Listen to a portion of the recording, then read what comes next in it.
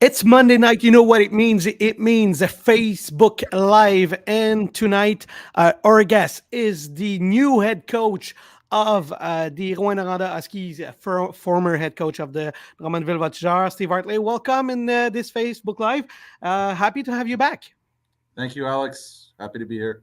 Yeah, I'm sure. How is it to be back behind a bench? I mean, I'm sure you're excited about it. Plus, you have a super team with you. So, how does it feel being back for real behind the bench?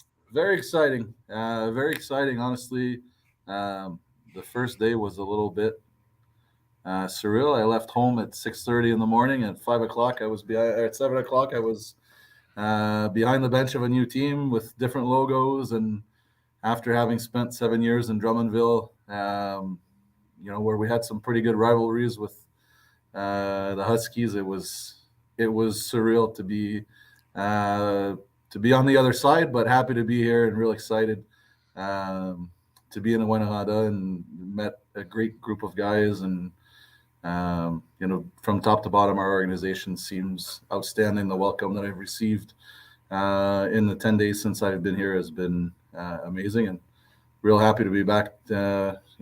Behind the bench.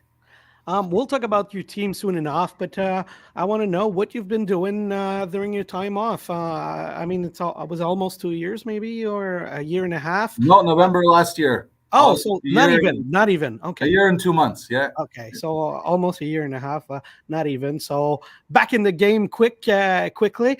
So what have you done? I know you've been coaching the QMJHL Cup because I saw you there behind the bench, and I was happy to see you behind a bench too. But did you take some time off, times with the family? Did you coach? I don't know, other kids. I don't know. No, you know what? When I was let go in November and in Drummondville, I spent a lot of time with my two kids, my two girls, my wife, and family. A lot of things that normally we don't get to do as a hockey coach. I was able to go to Florida for a month with my daughters and my wife to my parents' place, and really relax, enjoy Christmas. And when I got back to Drummondville, my wife works at the school board in Drummondville, and they had asked her if I would be interested in teaching English. So I did that for the rest of the school year from I would say early February till mid June, and then ran our hockey camps with my dad as we always do in Pennsylvania and in Drummondville. So that was fun to get back on the ice. And then this past year to start the school year, I had a full task at the local high school teaching Spalletsid English classes, and something that I really enjoyed to, whether it's teaching English or teaching hockey, for me, it's all the same. You're working with, young adults, young kids, and you're trying to have an impact on their life, whether it be at school or in life or in hockey. So for me, that I found the challenge was exciting, to do something different, to get out of my comfort zone, and to go teach English, which I was not legally qualified to do, but I thought it allowed me to, I think, become a better communicator and really create relationships with kids and want to help them. And I think it makes me a better coach today. Yeah, and I'm sure you were a good teacher because obviously you've taught all your life. I mean, especially in hockey, and well, we need teachers anyway. So, and I know there's a lot of people that didn't have the degree to teach because we need some people on in the classroom to teach our kids. And so you didn't take too much time off. Then you got back into teaching pretty quick, actually. Yeah, and you know what? I To sit around is not On your something that I time. wanted to do, and I really enjoyed it. I learned a lot of things from teachers that are there, and how they deal with kids, how they react in certain situations, and we have our way of thinking in hockey, and Mhm. I really enjoyed the experience, and I had a blast doing it, and I was very fortunate to work with people that were very welcoming and ready to help. And any questions that I had, whether when it came to report cards, I actually finished my report cards yesterday on my day off because it was the end of the term, and I wanted to make sure that I walked into the principal's office at 2 o'clock on last Wednesday to tell them that I was accepting the job, and they were very understanding, and they knew that if I had an opportunity to go back into hockey, I would. So I wanted to, finish my report cards, go out, finish the term on the right note, and do right by them because they were outstanding to me. So, but I'm happy to be back in hockey and back on the ice. I had a little taste of coaching in December at the QMJHL Cup, like you mentioned, and obviously it was something that was missing for me. That's awesome. So you did like teaching. You're talking about it big with a big smile on your lips. So Yeah, you know what, I had a blast. I thought it's different, it's real fun, and to have to, whether you're planning practice or you're planning a class, it's not much different. You have to be prepared, interesting. and you have to be, you have to.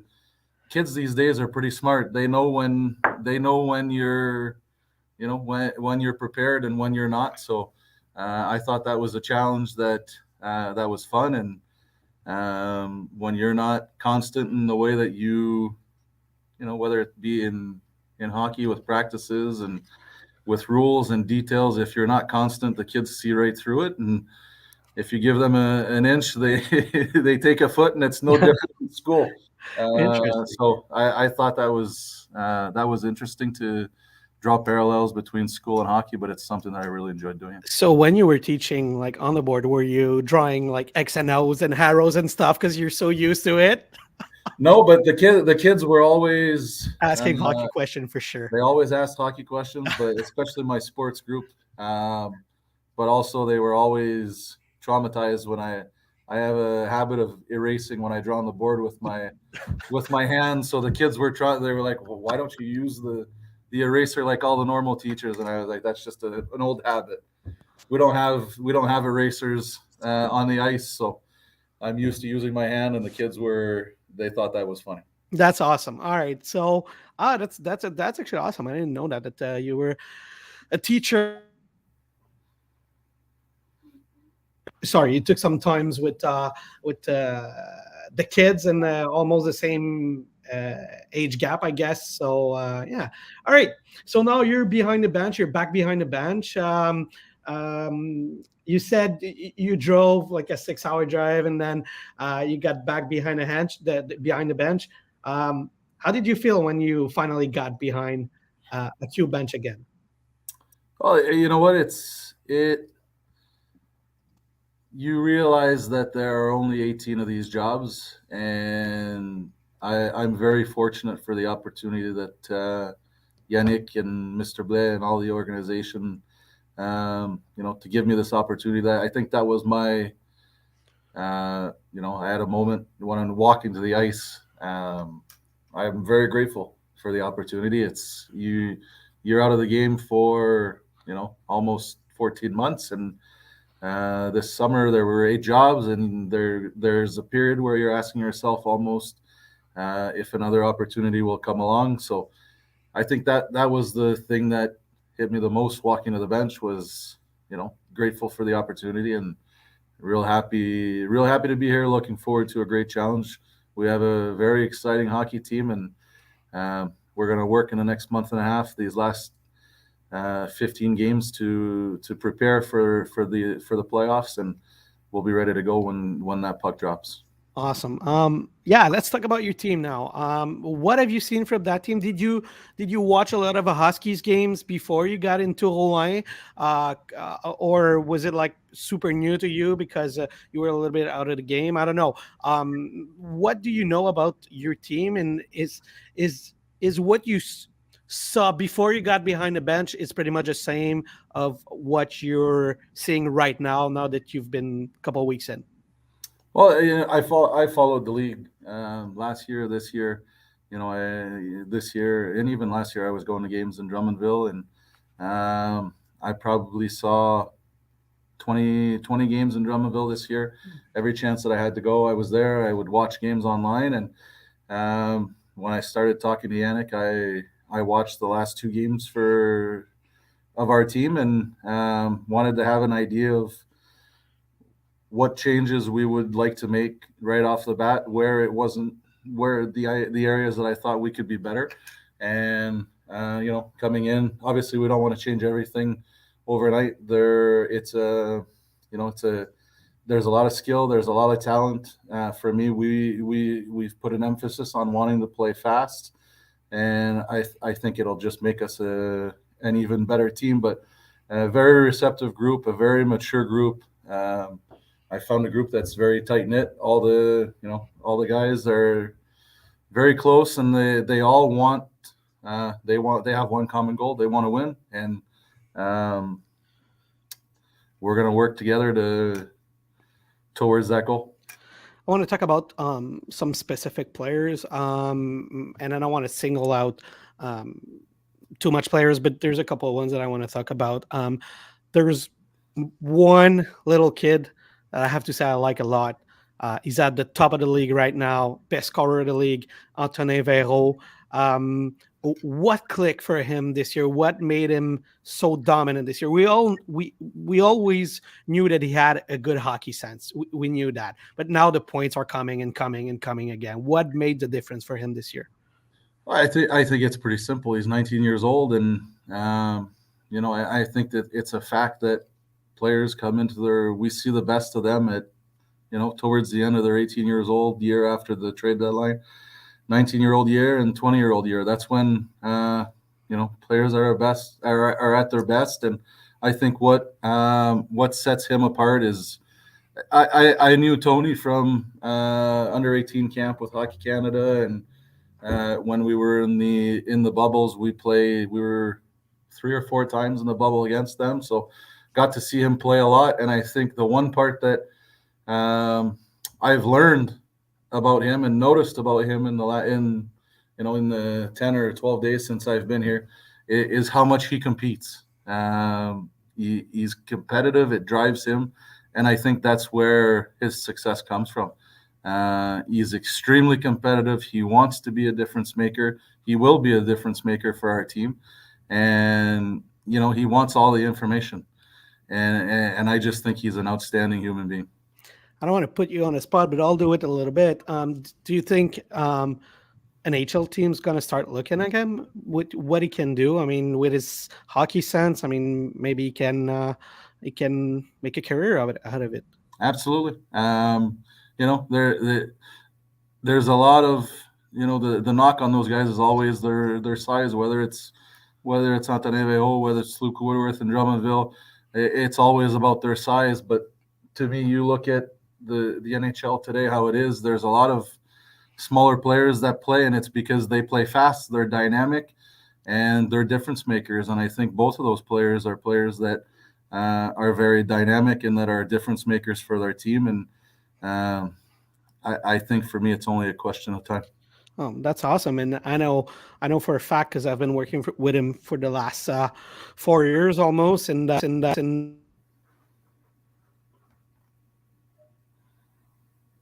he might be the most passionate guy about hockey in all the leagues. I mean, he eats, sleep hockey all the time. Yeah, no, he's like I said. To me, that's the thing that I've noticed. He's extremely competitive in practices.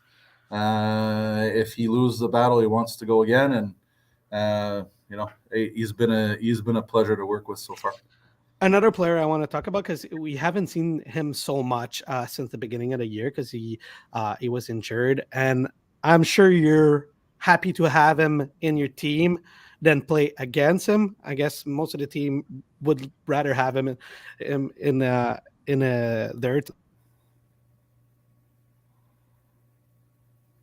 What do you like about Sam Savoie?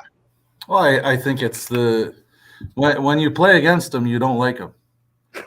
but when you have him on your side, we're very happy to have him on our side. He's coming back from a major injury. He's only played, I think, 6 games now, 6 or 7 games. And while his leg is 100%, he's fully recovered. It's going to take time. For me, I've always talked, there's 4 seasons. There's a preseason, there's before Christmas, after the trade deadline, and the playoffs in our league. And every time the level of play keeps going up. So it's hard to come in at this point of the year, but I have no doubts that with his work ethic, it's only a matter of time before the timing comes back. The way that he works, the way he competes, he'll be a huge asset for our team. And he plays on the edge. There's a reason why the Brad Marchands guys don't like them in the NHL, but they respect them a lot, and it's because they're not fun to play against. And I'm happy that he's on our side. Yeah, that's I'm sure every team would take him. But I want to know, did you discover another side of his personality? Because you knew him as an adversary, now you know him as a person. So did you discover another side of him? No, you know what? I knew him. We were in the bubbles with them so much, and you'd see him high energy, dancing around the hallways, and uh, Chatting, that, that, talking. that's who Savvy is. And hey, we're happy to have him. Awesome. And last thing, before we go back to the overall question about the team, I want you to talk about your goaltender, William Oso. You've been playing against him the last couple of years. When you were in Drummondville, you saw him a lot because he was with the Rempart, and then you have him in your net. He might already be a candidate for the Patrick Roy Trophy. I mean, what have you seen from him so far, and what makes him so good since the beginning of the year? I think for me, it's one word. It's maturity. It's just the calm nature that he has and how easygoing he is. Um, he's a, he's he's a 20-year-old kid in a 40-year-old man's body, and you have a discussion with him, and it's always his answers are always thoughtful. He's very intelligent, um, and that I think to me is if we if goalies were captains, he would be a great candidate for us because he's a real big voice in our locker room, and but he knows when it's time to focus on hockey, and he doesn't want to be involved in all those things. But his presence, his voice is a very important one in our locker room, and he's almost like an assistant coach in the way that you have a talk with him, and you bounce an idea off of him.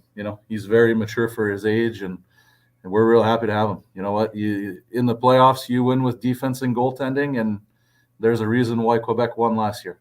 And Yeah, he was certainly one of the reasons that helped the Rempart win, go all the way actually last year, because they really had an amazing year. And I remember him.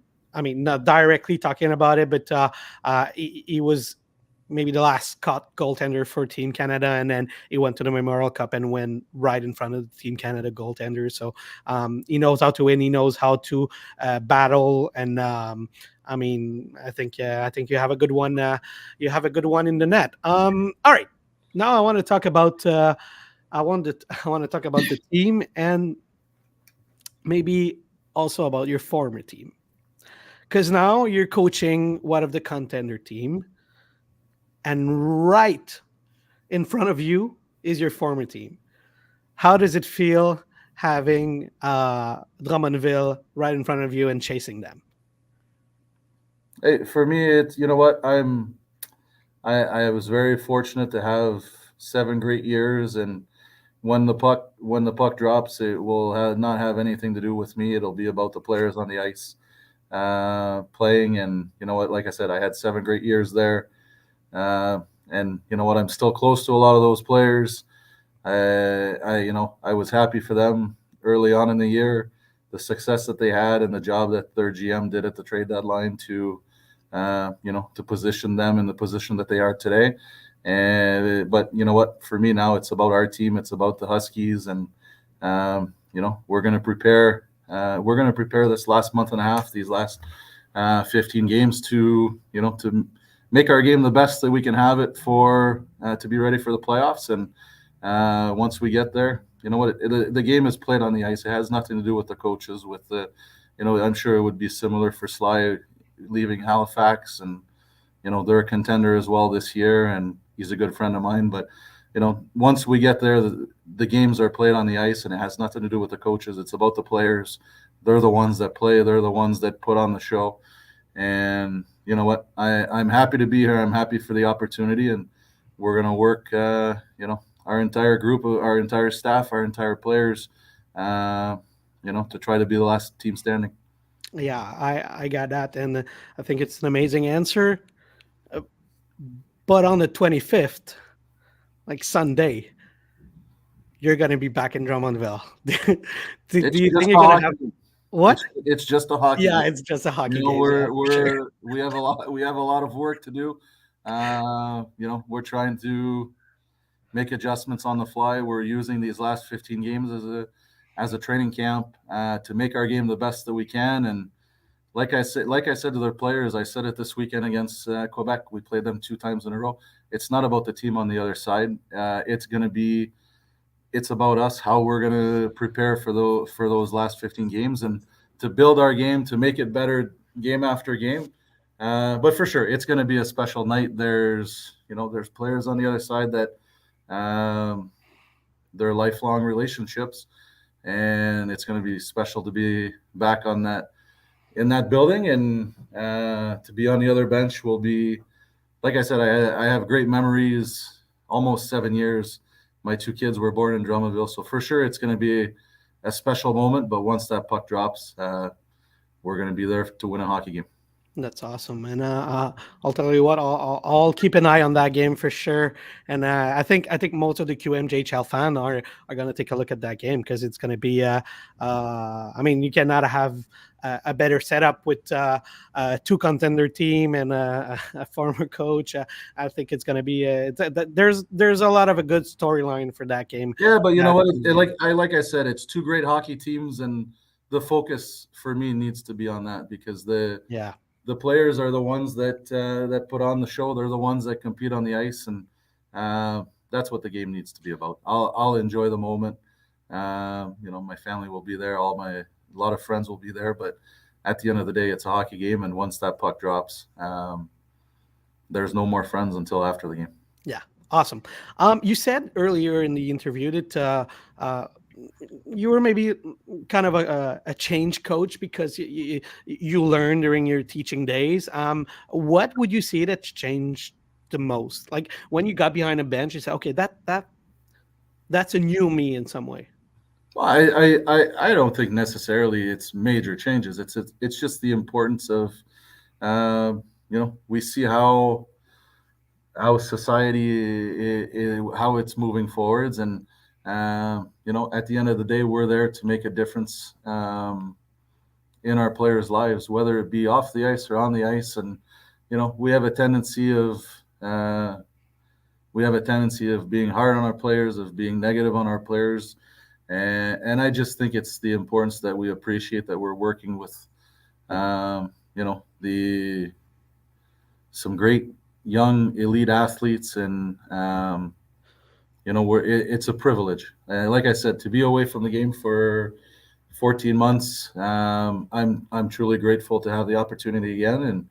And but overall, it's all about communicating, creating relationships with our players, and it was that was the biggest takeaway from teaching. We want to make a difference. If you make a difference in only one kid's life, I think you've achieved somewhat of your goal, because that's the goal in teaching, and to have an impact, and to be a good influence for them, and to be a good role model. And I think that's what I'm trying to do here as well. That's the thing, right? Because as a coach, and especially in junior hockey, you're not only coaching hockey players. That's one part of the job, but you're actually coaching young people and person that you're teaching. I guess way more than hockey, and I guess you have to keep that in mind when you're with these kids all the time, right? Yeah, we're dealing with human beings, and you know what?